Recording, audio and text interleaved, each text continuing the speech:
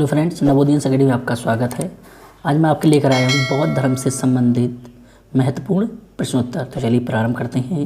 पहला प्रश्न है, बौद्ध धर्म के संस्थापक कौन थे? तो बौद्ध धर्म के संस्थापक गौतम बुद्ध थे। अगला प्रश्न है, गौतम बुद्ध का जन्म कब हुआ था? गौतम बुद्ध का जन्म 563 ईसा पूर्व में हुआ था।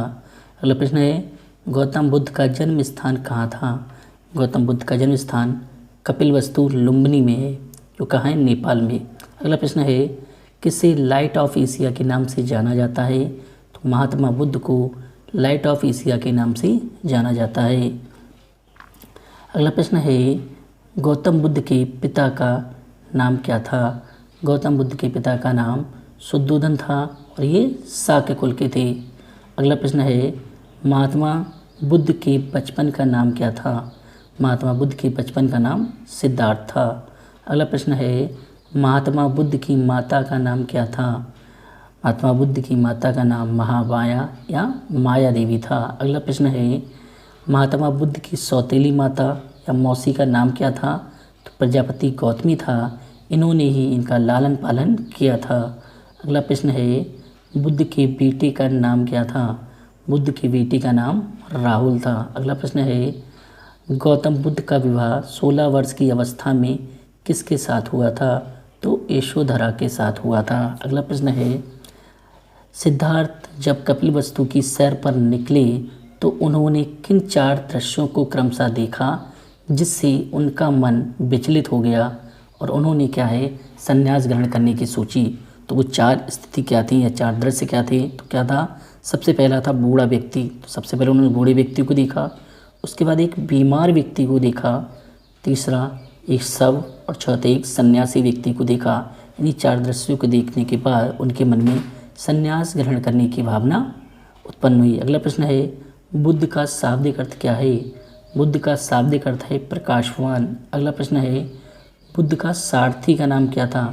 बुद्ध के सारथी का नाम चन्ना था। क्या था? चन्ना। अगला प्रश्न है, बौद्ध के गृह त्याग का प्रतीक क्या है? बौद्ध के गृह त्याग का प्रतीक अश्व है। अगला प्रश्न है, गौतम बुद्ध द्वारा भिक्षुणी संघ की स्थापना कहाँ की गई थी? गौतम बुद्ध द्वारा भिक्षुणी संघ की स्थापना कपिलवस्तु में की गई थी। अगला प्रश्न है, बुद्ध की मृत्यु के बाद बौद्ध संगति की अध्यक्षता किसने की थी? तो महाकश्यप ने की थी। अगला प्रश्न है, बौद्ध के जीवन काल में संघ का प्रमुख नेता कौन होता था? कौन होना चाहता था? तो कौन होना चाहता था? देवदत्त। बौद्ध के जीवन काल के में संघ का प्रमुख नेता कौन होना चाहता था? तो देवदत्त होना चाहता था।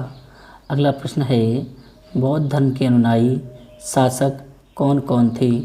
बौद्ध धर्म के अनुयायी शासक बिंबिसार, प्रसेनजित और उदयन थे। अगला प्रश्न है, बौद्ध धर्म व जैन धर्म में कौन सी बात समान नहीं है? तो अहिंसा। अगला प्रश्न है, राजा मिलिंद के साथ किस बौद्ध भिक्षु के संवाद हुए हैं? तो नागसेन की। किसकी? नागसेन की। अगला प्रश्न है, गौतम बुद्ध के जन्म का प्रतीक क्या है? गौतम बुद्ध के जन्म का प्रतीक कमल व सांड है। अगला प्रश्न है, बौद्ध की रामायण या बौद्धों की रामायण किस ग्रंथ को कहा जाता है? बौद्धों की रामायण किस ग्रंथ को कहा जाता है? तो बुद्ध चरित्र को बौद्धों की रामायण कहा जाता है। अगला प्रश्न है, बुद्ध चरित्र की रचना किसने की? बुद्ध चरित्र की रचना अश्वघोष ने की। अगला प्रश्न है, महाविभास शस्त्र के रचयिता कौन है? तो कौन है? वसुमित्र। अगला प्रश्न है, कौन सी बौद्ध रचना गीता के समान पवित्र मानी जाती है? कौन सी बौद्ध रचना गीता के समान पवित्र मानी जाती है? तो अभिधम्म पिटक। अभिधम्म पिटक को गीता का नाम दिया गया है, इसे गीता के समान पवित्र माना जाता है। अगला प्रश्न है, भारत के दक्षिण में स्थित देशों में बौद्ध धर्म का कौन सा संप्रदाय प्रचलित हुआ? तो दक्षिण में हीनयान भाग प्रचलित हुआ था। अगला प्रश्न है, बौद्ध धर्म का मूल आधार क्या है? बौद्ध धर्म का मूल आधार 4 आर्य सत्य हैं। क्या हैं? 4 आर्य सत्य। अगला प्रश्न है, भारत के उत्तरी देशों में बौद्ध धर्म के किस संप्रदाय का प्रचलन था? तो भारत के उत्तरी देशों में बौद्ध धर्म के महायान संप्रदाय का प्रचलन था। अगला प्रश्न है, बौद्ध धर्म के सिद्धांतों का उल्लेख किस ग्रंथ में है? तो बौद्ध धर्म के सिद्धांतों का उल्लेख सुत्त पिटक में है। किस में है? सुत्त पिटक। अगला प्रश्न है, बौद्ध धर्म को भारत के किस शासक ने अंतिम संरक्षण प्रदान किया? तो बंगाल के पाल शासकों ने बौद्ध धर्म को अंतिम संरक्षण प्रदान किया। अगला प्रश्न है, बुद्ध ने कितने वर्ष की अवस्था में गृह त्याग किया था? बुद्ध ने 29 वर्ष की अवस्था में गृह त्याग किया था। अगला प्रश्न है, गौतम बुद्ध के महाबोधि का प्रतीक क्या है? गौतम बुद्ध के महाबोधि का प्रतीक बोधि वृक्ष है। क्या है? बोधि वृक्ष। बोधि वृक्ष गौतम बुद्ध के महाबोधि का प्रतीक है। अगला प्रश्न है, महात्मा बुद्ध के गृह त्याग की घटना क्या कहलाती है? महात्मा बुद्ध के गृह त्याग की घटना क्या कहलाती है? तो महाविनिष्क्रमण कहलाती है। अगला प्रश्न है, महात्मा बुद्ध ने अपना प्रथम गुरु किसे बनाया था? महात्मा बुद्ध ने अपना प्रथम गुरु अलार कलाम को बनाया था। अगला प्रश्न है, बुद्ध के दूसरे गुरु का नाम क्या था? बुद्ध के दूसरे गुरु का नाम रुद्रक था। अगला प्रश्न है, 5 ब्राह्मणों को बुद्ध ने अपना शिष्य कहाँ बनाया था? तो उरुवेला में। उरुवेला में गौतम बुद्ध ने 5 ब्राह्मणों को अपना शिष्य बनाया था। अगर वीडियो पसंद आ रही हो तो प्लीज़ लाइक और शेयर अवश्य करें। हमारे चैनल पर इसी तरह की वीडियो आपको मिलती रहेंगी, जिससे आप परीक्षा से पूर्व कम समय में अपनी तैयारी को एक नया आयाम दे सकते हैं। अगला प्रश्न है, 35 वर्ष की आयु में अगला प्रश्न है, बुद्ध ने 5 शिष्यों के नाम क्या थे? बुद्ध के 5 शिष्यों के नाम क्या थे? तो क्या था? कौंडिन्य, बप्पा, वहादिया, अस्सागी और महानामा। ये बुद्ध के 5 प्रमुख शिष्य थे। अगला प्रश्न है, 35 वर्ष की आयु में 6 वर्ष तक बिना भोजन किए बौद्ध गया में निरंजना या पुनपुन नदी के तट पर किस वृक्ष के नीचे बुद्ध ने कठिन तपस्या कर ज्ञान की प्राप्ति की थी? किस वृक्ष के नीचे? पीपल के वृक्ष के नीचे। अगला प्रश्न है, ज्ञान प्राप्ति के बाद सिद्धार्थ को क्या कहा गया?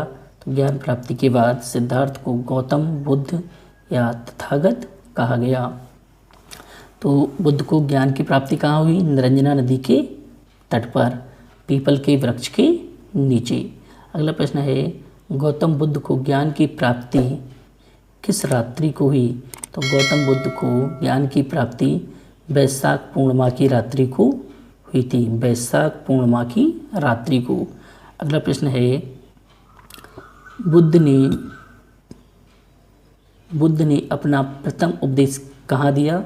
तो बुद्ध ने अपना प्रथम उपदेश सारनाथ में दिया था। एक प्रश्न छूट रहा है, सिद्धार्थ का गोत्र क्या था?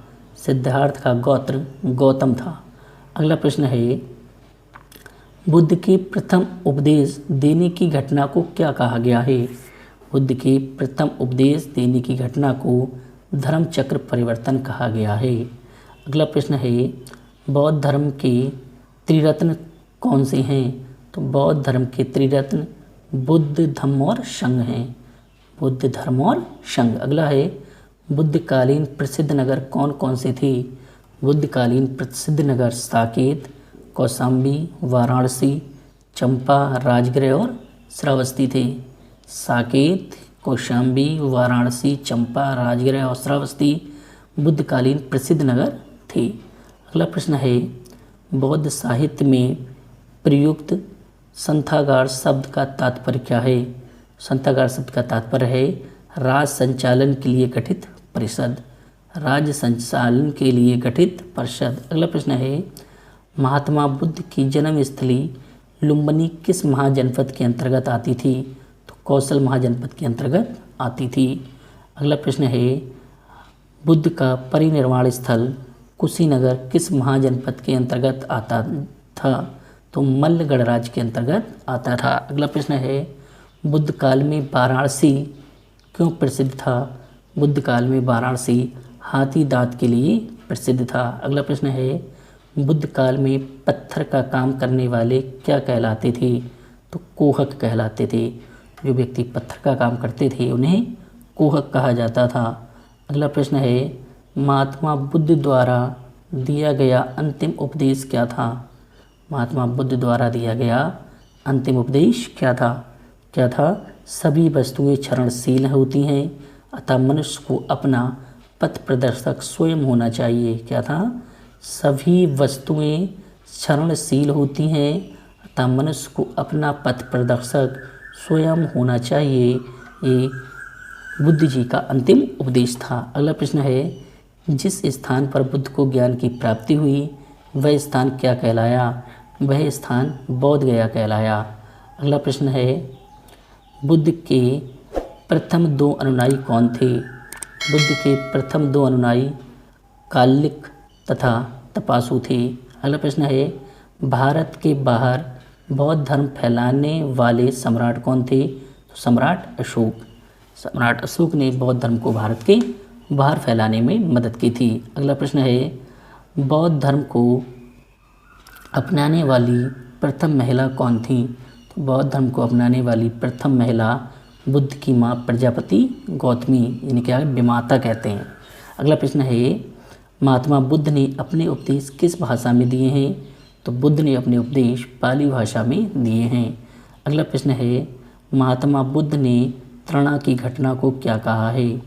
महात्मा बुद्ध ने तृष्णा की घटना को निर्वाण कहा है। क्या कहा है? निर्वाण। महात्मा बुद्ध ने तृष्णा की घटना को निर्वाण कहा है। अगला प्रश्न है, बुद्ध की प्रथम मूर्ति कहाँ बनी हुई है?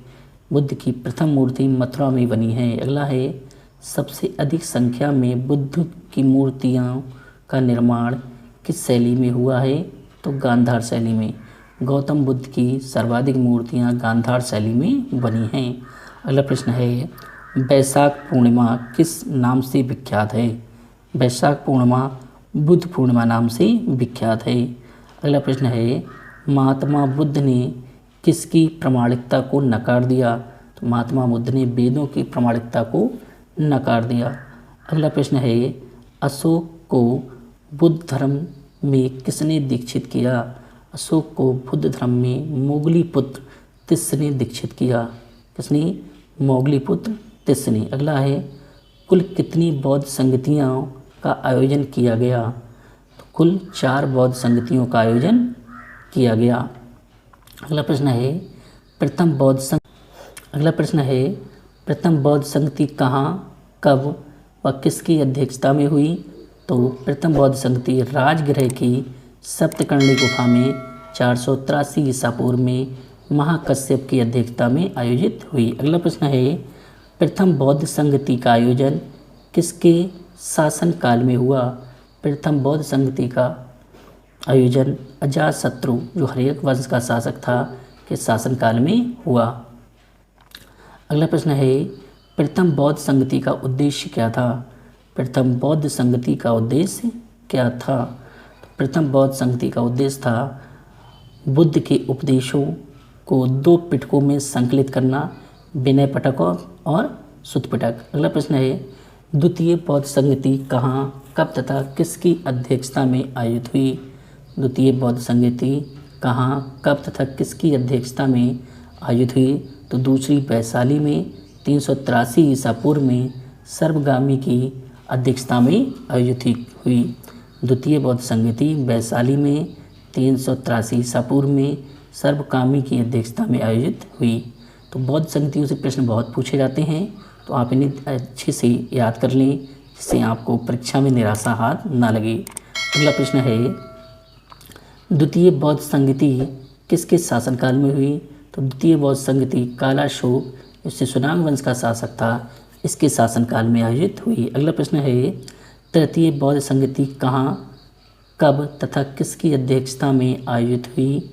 तो पाटलिपुत्र में 251 ईसा पूर्व में मोंगली पुत्र तिस्स की अध्यक्षता में आयोजित हुई थी। अगला प्रश्न है, तृतीय बौद्ध संगति का आयोजन किसके शासनकाल में हुआ? तो तृतीय बौद्ध संगति का आयोजन सम्राट अशोक के शासनकाल में हुआ, या कहा जाए मौर्य वंश के शासनकाल में हुआ था। अगला प्रश्न है, तीसरा पिटक अधिधम्म पिटक किस बौद्ध संगति में, यहाँ पे क्या होगा, में किस बौद्ध संगति में जोड़ा गया, तो तृतीय बौद्ध संगति में जोड़ा गया था। तीसरा पिटक, अभी धम्म पिटक तीसरी बौद्ध संगति में जोड़ा गया। अगला प्रश्न है चतुर्थ बौद्ध संगति का आयोजन कहाँ, कब तथा किसकी अध्यक्षता में किया गया। तृतीय बौद्ध संगति का आयोजन कश्मीर के कुंडल वन में प्रथम शताब्दी ईस्वी में वसुमित्र की अध्यक्षता में किया गया। चतुर्थ बौद्ध संगति का आयोजन किसकी अध्यक्षता में किया गया, तो कश्मीर के कुंडल वन में प्रथम शताब्दी में वसुमित्र की अध्यक्षता में किया गया। अगला प्रश्न है चतुर्थ बौद्ध संगति किसके शासनकाल में हुई। चतुर्थ बौद्ध संगति कनिष्क के शासनकाल में हुई। कनिष्क कुषाण वंश का शासक था। अगला प्रश्न है चतुर्थ बौद्ध संगति के आयोजन का उद्देश्य क्या था। चतुर्थ बौद्ध संगति के आयोजन का उद्देश्य क्या था, बौद्ध धर्म का दो संप्रदायों में विभक्त होना या करना, हीनयान और महायान। ये प्रश्न पूछा जाता है बौद्ध धर्म किस बौद्ध संगति के बाद दो भागों में विभक्त हो गया, तो हीनयान और महायान में चतुर्थ बौद्ध संगति के बाद। अगला प्रश्न है बुद्ध ने अपने प्रथम गुरु से कौन सी शिक्षा प्राप्त की। तो बुद्ध ने अपने प्रथम गुरु से सांख्य दर्शन की शिक्षा प्राप्त की। अगला प्रश्न है उपदेश देने की इस घटना को क्या कहा जाता है। तो धर्मचक्र परिवर्तन कहा जाता है। बुद्ध के उपदेश देने की घटना को धर्मचक्र परिवर्तन कहा जाता है।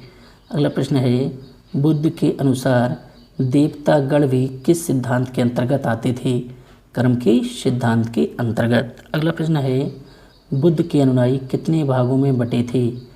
दो भागों में, भिक्षु और उपासक। अगला प्रश्न है गौतम बुद्ध के सबसे प्रिय और आत्मीय शिष्य कौन थे। तो गौतम बुद्ध के सबसे प्रिय और आत्मीय शिष्य आनंद थे।